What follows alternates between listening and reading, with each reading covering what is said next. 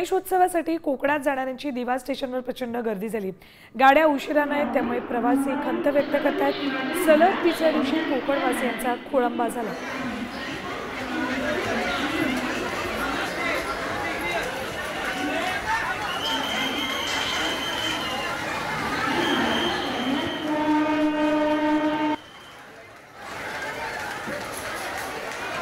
तर कोकणात निघालेल्या या गणेश भक्तांशी बातचीत केली आमचे प्रतिनिधी विकास काटे। गणपती बाप्पा मोरया, मंगलमूर्ती मोरया असं म्हणत थोड्या वेळात ठाण्यावरनं दिवा रेल्वे स्थानकात चिपळूण या ठिकाणी कोकणवासी निघालेले आहेत। खूप मोठ्या प्रमाणावरती कोकणवासींनी आज सकाळपासून या ठिकाणी गर्दी केली होती। काका काय सांगाल, तुम्ही चाललेत गणपतीसाठी, काय नेमकं साकडं घालणार बाप्पाला?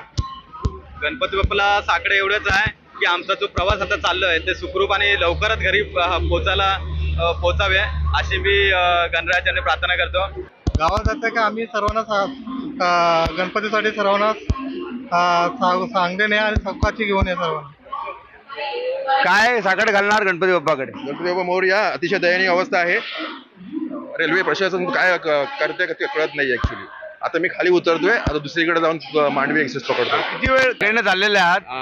व्यवस्थित चाललेले आहात? काय खूप गर्दी आहे? खूप गर्दी आहे, कुठे बसायला वगैरे जागा नाही, चेंगराचेंगरीने चाललो।